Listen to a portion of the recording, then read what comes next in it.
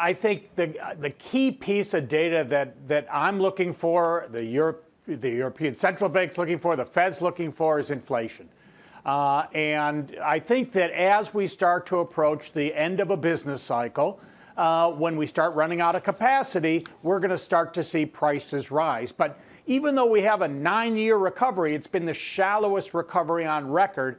And so perhaps we suspect there's another 4 quarters left before inflation pops up, the central banks go after inflation, and perhaps risk-taking pulls back in the second half of next year. Eric, Jack has painted a pretty good picture for the next 12 months or so. Where are you on 2018? Well, we're relatively constructive. Bull markets, even though we're 9 years into it, they don't die of old age. They die of euphoria. And we think that the market's there's still a lot of pessimism out there for the market. And we would really have to see earnings deterioration, or we'd have to see much higher interest rates in order to get us to change our mind on domestic equities right now. And so where, Eric, do you see value or opportunity in domestic equities? Which sectors or names? Well, given the fact that the market hasn't had a 5 or 10% correction in so long, you really need to focus on valuations here. Two that we like are companies in the materials space, like Eagle Materials, which does cement and gypsum wallboard. We see good pricing power there and better earnings over the next couple years.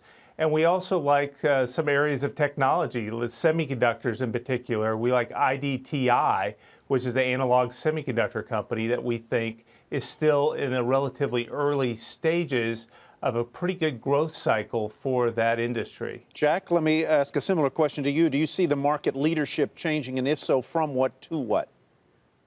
Yeah, I mean, I think it's if we get a rollover in growth, I would say we're going to continue to see the large cap growth names lead.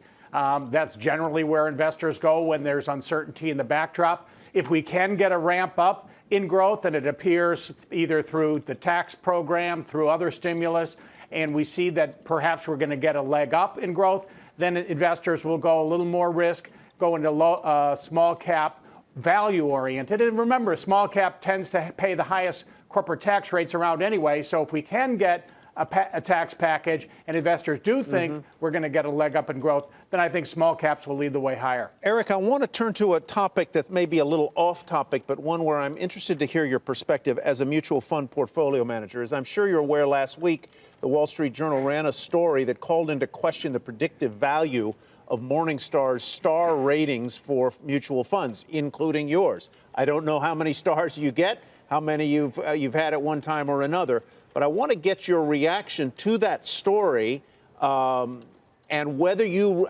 believe that the star ratings are predictive or aren't, and how do you, as a company, use those star ratings to attract money and promote your funds? Well, I think advisors that invest in mutual funds all use that star rating differently. And I'm not for sure if Morningstar is really trying to sell it as being predictive about the future. Obviously, there's no way to predict the future, but it really is somewhat, the methodology is backward looking. And, I'll leave it like that at that. We don't really use it to manage our fund or manage to a star rating in any way at the Hodges Fund. So you don't license the stars in your advertising, as some fund companies do? Well, we have in the past, and obviously if you have a high star rating, like a 5-star or 4-star, then you might do that. Right. All right, Eric, thank you very much. Tyler, let me weigh in on that. Please do. As one of the nation's largest holders of exchange-traded funds and passive strategies, first of all, I think that in general, manager due diligence, especially in U.S. large cap and a lot of U.S. is pretty much a sham.